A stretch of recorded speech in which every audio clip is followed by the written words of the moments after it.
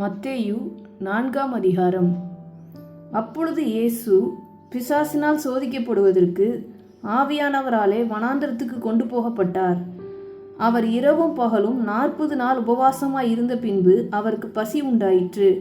அப்பொழுது சோதனைக்காரன் அவரிடத்தில் வந்து, நீர் தேவனுடைய குமாரனே ஆனால் இந்த கல்லுகள் அப்பங்களாகும்படி சொல்லும் என்றான். அவர் பிரதியுத்தரமாக, மனுஷன் அப்பத்தினாலே மாத்திரமல்ல, தேவனுடைய வாயிலிருந்து புறப்படுகிற ஒவ்வொரு வார்த்தையினாலும் பிழைப்பான் என்று எழுதியிருக்கிறதே என்றார்.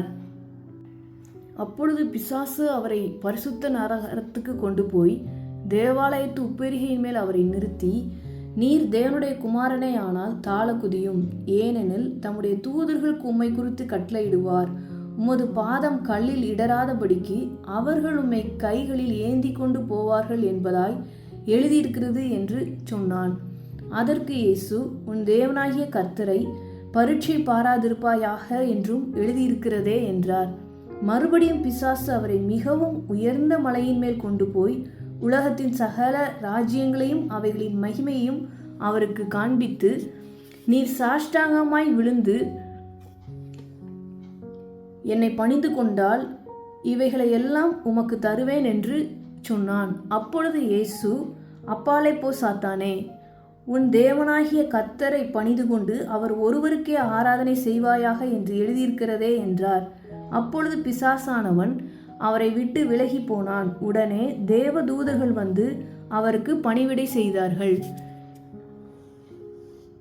யோவான் காவலில் வைக்கப்பட்டான் என்று இயேசு கேள்விப்பட்டு கலிலேயாவுக்கு போய் நாசரேத்தை விட்டு செபுலோன் நப்தலி என்னும் நாடுகளின் எல்லைகளில் இருக்கும் கடற்கரைகளுக்கு அருகான கப்பர்நகூமிலே வந்து வாசம் பண்ணினார். கடற்கரை அருகிலும் யோர்தானுக்கு அப்புறத்திலும் உள்ள செபுலோன் நாடும் நப்தலி நாடும் ஆகிய புறஜாதியாருடைய கலிலேயாவிலே இருளில் இருக்கும் ஜனங்கள் பெரிய வெளிச்சத்தை கண்டார்கள்.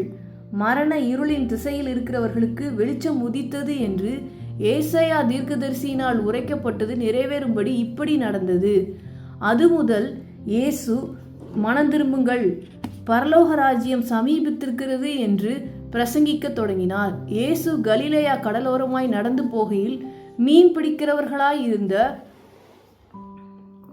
2 சகோதரராகிய பேதுரு எனப்பட்ட சீமோனும் அவன் சகோதரன் அந்திரேயாவும் கடலில் வலை போட்டு கொண்டிருக்கிற போது அவர்களை கண்டு, என் பின்னே வாருங்கள், உங்களை மனுஷரை பிடிக்கிறவர்களாக்குவேன் என்றார்.